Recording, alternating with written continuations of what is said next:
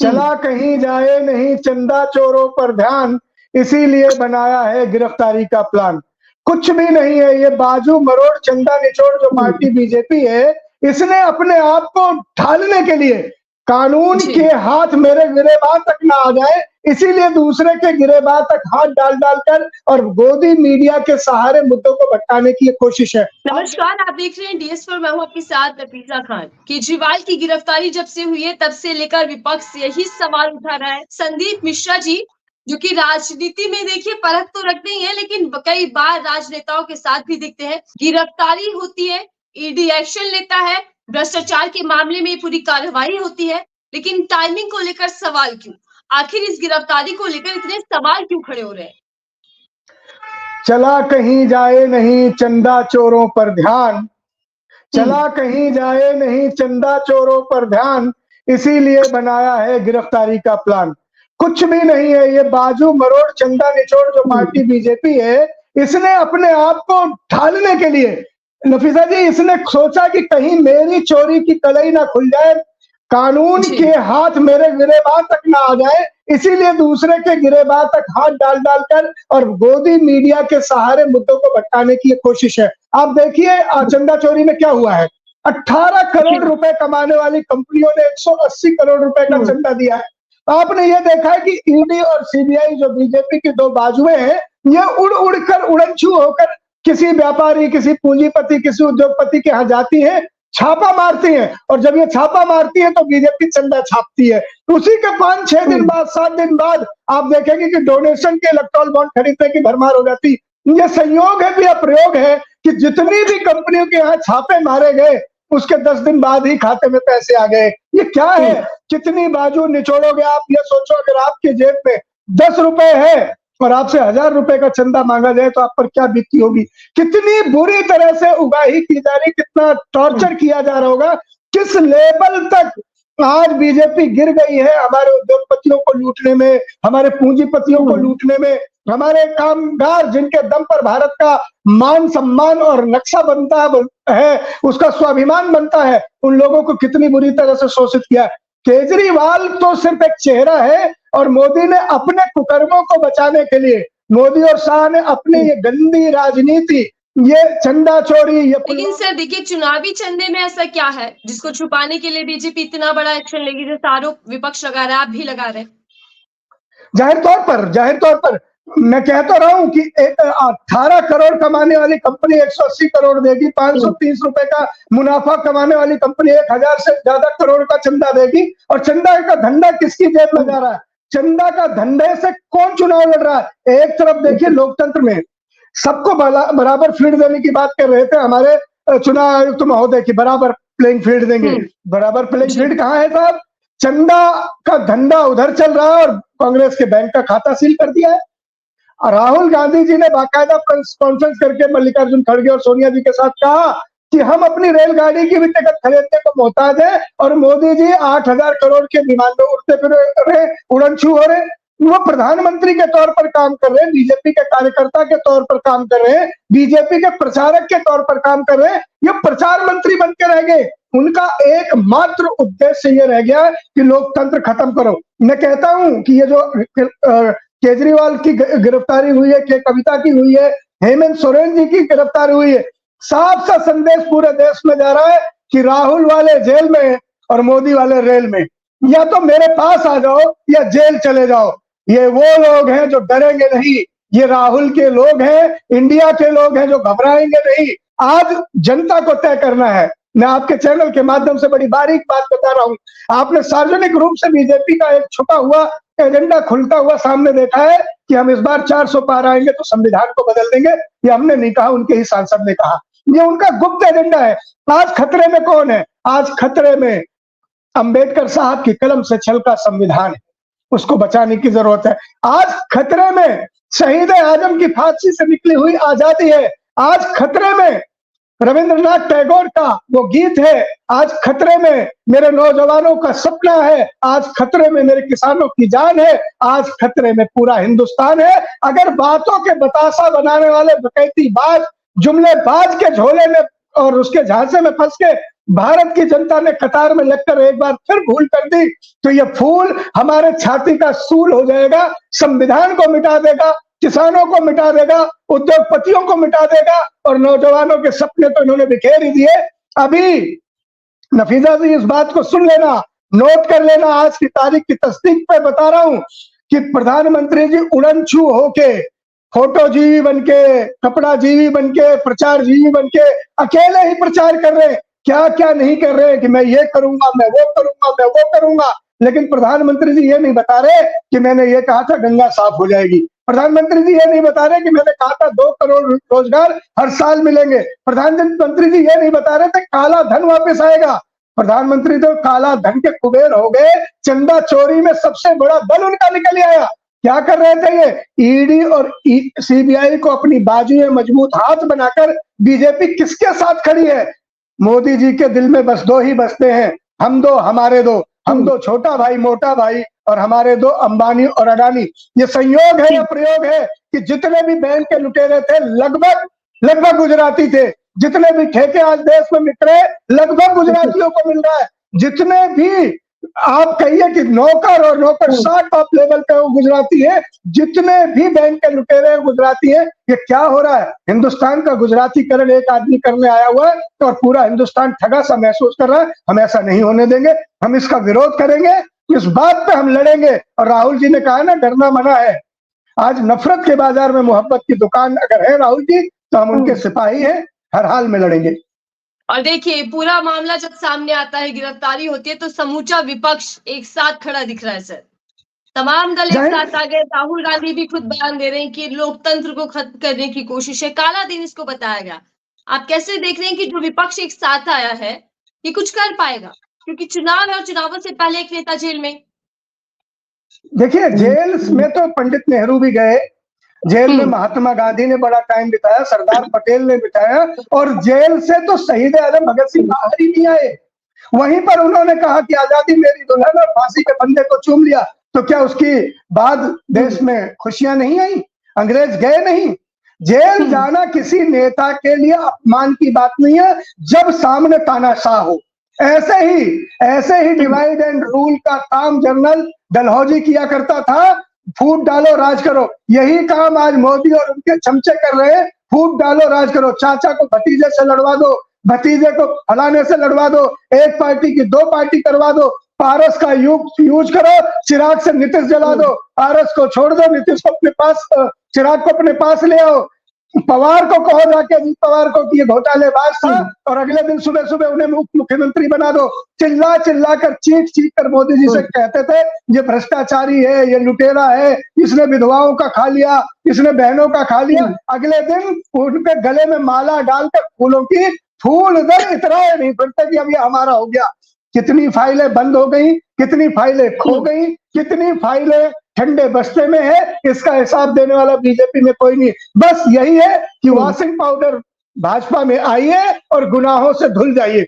देश देख रहा, देश के नौजवान देख रहे हैं, जनता देख रही है। मैं कहता हूँ अंग्रेजों से बुरा समय है, अंग्रेजों से बुरा समय है। ये काले अंग्रेज हमारी छाती पर बैठ के हमें ललकार रहे कि तुम क्या कर सकते हो, और सारी संस्थाएं जैसा राहुल जी ने कहा मौन देख रही हैं। मैं नमन करता हूं सीजीआई साहब को कि कम से कम उनके निर्देशन में, उनके नजरों में कम से कम हमें एक उम्मीद की लौ दिखती है, वरना ना ईडी हमारी रह गई, ना सीबीआई हमारी रह गई। और इलेक्शन कमीशन का खेल तो आपने देख ही लिया कि 2 दिन पहले जाते हैं, सुना वो टिकट भी मिल जाएगी उन्हें, चुनाव भी लड़ लेंगे।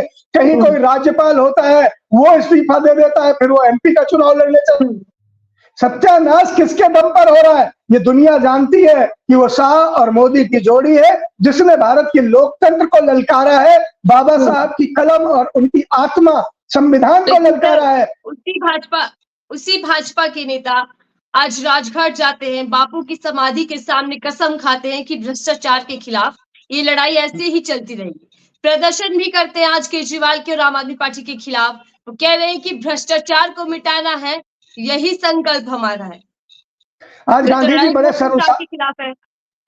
आज गांधी जी बड़े शर्मसार हुई होगी इनकी आत्मा की। ये कौन लोग आ गए, ये कौन लोग आ गए लोकतंत्र के मंदिर से उठकर जिन्होंने लोकतंत्र के मंदिर में कहा था और क्या क्या भाषा का उपयोग किया था, नफीसा जी मैं और आप भूल नहीं सकते।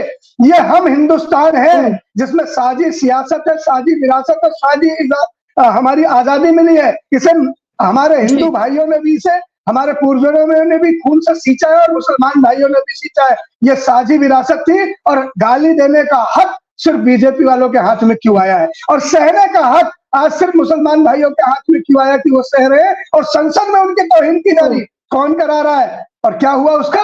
क्या हुआ? इनको सबको प्रमोशन मिली, इनको सबसे टिकट मिली। आज मोदी जी और बीजेपी के लोग परेशान इसलिए हैं कि राहुल जी ने गारंटी दी है कि आधी आबादी को पूरा हक मिलेगा, न्याय मिलेगा। बहनों को हक ना मिल जाए, मेरी बहनें ताकतवर ना हो जाए, मेरी बहनों के हाथ में देश की कमान ना आ जाए, मोदी और उनके करिंदे इसलिए परेशान है। युवाओं को पहली नौकरी पक्की ना हो जाए, 30 लाख सरकारी नौकरी सरकार बदलते ही युवाओं को ना मिल जाए, युवाओं के हाथ रोकने के लिए बीजेपी अपने हाथ लंबे कर रही है। शोषित वंचित बीजेपी तो पहले से ही 400 प्लस का नारा दे रही है ना, और देखिए विपक्ष सामने बचा ही नहीं। विपक्ष इतना मजबूत आपको कहां दिख पा रहा है? आपको लग रहा है विपक्ष नहीं बचा है? आपको लग रहा है विपक्ष नहीं बच रहा है? मोदी और शाह से पूछो, उन्हें नींद नहीं आ रही है। विपक्ष इतना मजबूत है कि चुन चुन के जेल भेज रहे हैं। अगर हम कमजोर होते तो हमारी जगह जेल नहीं होती। अगर हमसे डर नहीं लगता तो हमें शिक्षकों के पीछे नहीं रखते। आप समझिए बात को, शिक्षकों के पीछे किसको रखा जाता है? जिससे आदमी घबराता है। हाँ जी, अगला नंबर किसका हो सकता है, ये भी चर्चाएं चल रही है सर। अगला नंबर मेरा भी हो सकता है, क्योंकि इस राज्य में कोई सुरक्षित नहीं है। जो सच बोलेगा, जिसकी जुबान पे सच होगी, उसके हाथ में हथकड़ी होगी, निश्चित मान लीजिए। तैयार रहना होगा। मुझे भी अगर सच बोलता हूँ तो उसकी कीमत चुकाने के लिए, क्योंकि मोदी जी को क्या पसंद है? मोदी जी को सच्चाई और ईमानदारी पसंद नहीं है। मोदी जी को क्या पसंद है? अश्लील गाना गाने वाले। कौन? 6 टिकट बदल दिए और एक ऐसा गायक रख दिया जो कहता पड़ो बगल वाली जान मारेला, और रिंकिया के पापा बेबी बियर पी के नाचे लगली छम छम छम। कौन है ये आदमी? किस दम पे मोदी जी ने उसे टिकट दिया? मोदी जी को घोटाला और भ्रष्टाचार और लूट करने वाले नारदा सारदा वाले पसंद है। मोदी जी को देश से भाग जाने वाले भगोड़े पसंद है। मोदी जी को पसंद क्या नहीं है कि आधी आबादी को पूरा हक न मिल जाए। मोदी जी को पसंद ये नहीं कि जिसकी जितनी हिस्सेदारी उसकी उतनी भागीदारी कहीं ना हो जाए। मोदी जी को यह पसंद नहीं है कि सरकारी कर्मचारियों को उनकी पेंशन मिल जाए। आप जानते हैं कि राजस्थान में हम सरकारी कर्मचारियों को पेंशन दे रहे थे, फूल दल आया, सरकार बदली, उनकी पेंशन छीन ली। अटल प्रधानमंत्री हुए, अटल ने सरकारी कर्मचारियों की पेंशन छीन ली। और आज भी मोदी, शाह, नड्डा, योगी, बड़े बड़े नाम ले लो, 8-8, 9-9 पेंशन टका रहे। नफीसा जी, 8-8, 9-9 पेंशन किस हक से खा रहे हैं देश का खजाना? कौन होते हैं खाने वाले? 50 साल की जिंदगी, 60 साल की जिंदगी। विपक्ष के नेता जेल की हवा खा रहे हैं सर। आम आदमी पार्टी के 3 मंत्री और मुख्यमंत्री भी जेल के अंदर है। हालांकि वो संदेश दे रहे हैं देश की जनता को, लेकिन इसका क्या कोई असर होगा? इसका जो संदेश दिया गया है सर, इससे क्या होगा? क्या लगता है कि चुनाव पर कुछ प्रभाव पड़ेगा? ये चुनावी संदेश नहीं है, ये वोट बटोर संदेश नहीं है, ये कोई एक कैंडिडेट को जिताने का संदेश नहीं है। ये देश के आज की हालात पर चोट है। देश की आज की तानाशाही को ललकार है। ये यलगार है कि टुकड़े चाहे 36 कर दो, टुकड़ा टुकड़ा बोलेगा। ये केजरीवाल जी का प्रण है, ईमानदारी की बात है। राहुल जी कहते हैं ना, तुम सर कलम कर दोगे तो ख्वाबों में हम बोलेंगे। हम वो लोग हैं कि सीने में ये जोर भरो, जो चोर है उसे चोर को। हम डरने वाले लोग नहीं, हम ललकारने वाले लोग। हम पीढ़ियों को यह बताने जा रहे थे कि जब तानाशाही चरम पर थी, जब देश के संविधान को कुचला जा रहा था, बुलडोजर से घरों को गिराया जा रहा था, खड़ी हुई थी, तब एक 56 इंच के गुब्बारे को फोड़ने के लिए एक साहसी को योद्धा था जिसका नाम राहुल गांधी था। वो न्याय का मसीहा बन के सड़कों पे उतरे थे। ये बताने की आवाज है। और आज मैं कहता हूँ जी सर, बीजेपी कह रही है अब इमोशनल कार्ड खेला जा रहा है पत्नी को आगे कर कर। बीजेपी ने तो क्या क्या किया है बताना होगा, ये मोदी जी को जवाब देना होगा। आज एक नायक को, मैं कहता हूं ना, बीजेपी की सोच है अनपढ़ रहेगा इंडिया तभी बढ़ेगी भाजपा। केजरीवाल जी ने गुनाह ये किया कि अच्छे स्कूल बना दिए, केजरीवाल जी ने गुनाह ये किए अच्छे अस्पताल बना दिए, केजरीवाल ने गुनाह ये किया कि दिल्ली में बिजली फ्री कर दी, केजरीवाल ने गुनाह ये बसें फ्री कर दी, केजरीवाल ने गुनाह ये किया कि लोगों की जेब में हर महीने 15,000 रुपए बचाने लगे। अगर ये गुनाह है तो मैं केजरीवाल को गुनहगार मानता हूं और मैं चाहता हूं कि केजरीवाल को, मैंने राजनीति की पाठशाला कहा था, हर शख्स उनका विद्यार्थी होना चाहिए। राजनीति इस तरह होनी चाहिए कि जनता के हित की हो। आरोप लगते हैं कि घोटाला कर चुनावी चंदा पाकर, घोटाले का पैसे के जरिए आप चुनाव लड़ लेते हैं गोवा के अंदर। देखिए अभी भी तो दलील यही दी जा रही है ना ईडी के जरिए। देखिए, कहते हैं ना कि मैं ही सजा देने वाला, मैं ही गवाह पेश करने वाला, मैं ही सबूत, मैं ही अफसर, जो मर्जी बोल दूं, मेरे मुंह कौन रोक सकता है। लेकिन मैं तो कहता हूं कि उठ चल, मेरे कद को अपनी आंखों से नाप, उठ चल, मेरे कद को अपनी आंखों से नाप। बोलने वालों की जुबान नहीं रोकी जाती। आज मोदी जी और केजरीवाल जी बराबर में खड़े हो जाए, या राहुल जी और मोदी जी बराबर में खड़े हो जाए, दुनिया को पता चल जाता है कि गुब्बारा कौन है और हकीकत कौन है। सब जानते हैं ये गुब्बारा को बचाने की जो कवायद हो रही है, इसको कौन कौन बचा रहा है, क्योंकि ताकि लोगों की कलई ना खुल जाए। लोग ये ना पूछ ले कि कल ही बिपिन रावत जी की पुण्यतिथि थी, कि बिपिन रावत जी की हत्या हुई थी या साजिश थी या क्या था। आज तक उसका जवाब नहीं मिला। पुलवामा में आईडीएक्स कहां से आया, लोग ये पुनः सवाल कर ले जो सतपाल मलिक जी ने पूछा है कि आज तक भारत में उसकी जांच नहीं हो पाई और द्वारका ढूंढने पहुंच गए। द्वारका की नगरी समुद्र तल में मोर का पंख लिए, जिस मोर का दाना खिलाया उसी का पंख नोच के पहुंच गए।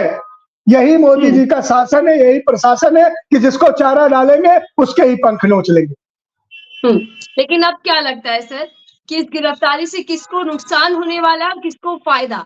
इंडिया अलायंस को आप कैसे देखें? एक साथ तो दिख रहा है, लेकिन चुनावों में क्या लगता है कि कैसे वो सामना कर पाएगा? बीजेपी को कैसे चुनौती दे पाएगा? बीजेपी को चुनौती देने के लिए किसी पार्टी की जरूरत नहीं। बीजेपी को चुनौती देगी वो जनता जिनके बेटों की नौकरी छीन ली गई। बीजेपी को हराने के लिए वो किसान सामने आएंगे जिनके लिए बलि का बिल लेके मोदी जी आए और 750 से ज्यादा किसान बलि दे चुके हैं। बीजेपी को हराने के लिए वो सैनिक आएंगे जिन सैनिकों की वर्दी छीन के अग्निवीर का ठप्पा दे दिया। बीजेपी को हराने के लिए वो बेरोजगारी का कतार खड़ी होगी नौजवानों की, जिनके सपनों को कुचलकर मोदी और योगी के राज में पेपर लीक होता रहा है। बीजेपी को टक्कर देने के लिए वो सरकारी कर्मचारी जनता आएगी जिनकी पेंशन छीन के मोदी जी और योगी जी दोनों पेंशन डकावे। बीजेपी ये चुनाव किसी विपक्ष वर्सेस मोदी नहीं है, ये जनता वर्सेस तानाशाह चुनाव है। जनता वर्सेस तानाशाह। तानाशाह से मुक्ति के लिए जनता अपनी आवाज बुलंद करेगी और लोकतंत्र में ईवीएम का बटन सबसे ताकतवर है, वही सबसे बड़ी शक्ति है। और शक्ति इस रूप में इंडिया के साथ खड़ी है कि इंडिया पे आने वाली ये असुरी शक्ति को, ये पनौती ही चुनौती है। इसे हटाकर मैं कहता हूं कि भारत के लोग एक नया इतिहास लिखने जा रहे हैं। और सच बता दूं नफीसा जी, आज नोट कर लेना, 4 जून को मेरी बाइक चढ़ाना, मैं कल तक मैंने उन्हें 230 सीटें दी थी कि बीजेपी को 230 सीटें दी हैं। आज 190 लिख लो। केजरीवाल की गिरफ्तारी के बाद 190 सीटें बीजेपी की रह गई। बीजेपी को ढूंढते रह जाओगे, बीजेपी को ढूंढते रह जाओगे। बीजेपी को नुकसान होगा सीधे तौर पर, जाहिर तौर पर तानाशाह का ही नुकसान होता है। अगर आप मेरे बच्चों की नौकरी छीनोगी तो नुकसान किसका होगा? आप मेरी बहनों की इज्जत लूटोगी तो नुकसान किसका होगा? आप मेरे बच्चों के हाथ में पकोड़ा दे दोगे, नुकसान किसका होगा? आप मेरे किसानों की जान ले लोगे, नुकसान किसका होगा? आज मेरी बेटियां रोती हुई जंतर मंतर पर थी। विभूषण को आभूषण बना के घूमने वाले मोदी, सेंगर को साथी बना के घूमने वाले मोदी, टहनी के बेटे के थार से किसानों को कुचलाने वाले मोदी, नुकसान किसका होगा? जिसने हिंदुस्तान का नुकसान किया है, हिंदुस्तानी उसका नुकसान करने को तैयार है। हिंदुस्तान तानाशाह से चुनाव लड़ रहा है। जो संविधान को नुकसान पहुंचाना चाहते हैं, बाबा साहब के बच्चे उस तानाशाही से को नुकसान पहुंचाएंगे। ठीक है सर। बीजेपी देखिए इस पूरे मुद्दे को लगातार भ्रष्टाचार के खिलाफ लड़ाई बनाने में लग रही है। बीजेपी का कहना है कि पद पर बैठते हुए दुरुपयोग किया गया है, पद का भ्रष्टाचार किया गया है। विपक्षी नेता और आप भी शायद यही बात कर रहे हैं कि ये डर है बीजेपी का। बीजेपी नहीं चाहती कि प्रचार प्रसार में जाए केजरीवाल या बाकी जो नेता है वो एक साथ दिखे। आपको भी लग रहा है कि साजिश है, राजनीतिक तौर पर नुकसान बचाने के लिए सब कुछ किया गया है? देखिए, खौफ ज्यादा आदमी क्या करता है कि अपने आंसू बाजू, आजकल एक वीडियो बड़ी वायरल हो रही है, आपने भी देखा होगा कि सिंहासन देने का हक जनता के हाथ में है। ये जब चाहे सिंहासन दे दे, जब चाहे सर उतार ले, ये जनता के हाथ में है। ये बारी 24 की है, 24 की तैयारी है। जनता मूड में है कि अब की बार मोदी को राम राम। बहुत हुई भूल, बहुत हुआ पाप। बहुत बहुत धन्यवाद हमसे बातचीत करने के लिए संदीप मिश्रा जी। राजनीति देखिए अब बढ़ गई है और कहीं ना कहीं सियासी घमासान तो मच गया गिरफ्तारी के बाद। इंडिया अलायंस की मुश्किलें बढ़ी है, लेकिन इंडिया अलायंस एक साथ भी दिख रहा है, मजबूती के साथ इस पूरी मुश्किलों से भी लड़ता दिख रहा है। लेकिन भाजपा एक के बाद एक वार कर रही है और इस पूरे मुद्दे को चुनावी मुद्दा बनाती दिख रही है। बीजेपी का कहना है कि भ्रष्टाचार के खिलाफ लड़ाई है, तो वही विपक्षी नेताओं का कहना है कि ये बदले की राजनीति है। बहरहाल इस पूरे मुद्दे पर जनता आपकी राय क्या है? जो मेरे दर्शक इस वक्त मुझे देख रहे हैं, आप लोगों की राय क्या है कि क्या केजरीवाल की गिरफ्तारी राजनीतिक मंशा लाभ पाने के लिए किया गई है या फिर वाकई भ्रष्टाचार के खिलाफ ये एक्शन लिया गया? आपकी क्या राय है? हमें साझा कीजिएगा, फिलहाल कर दीजिए। धन्यवाद।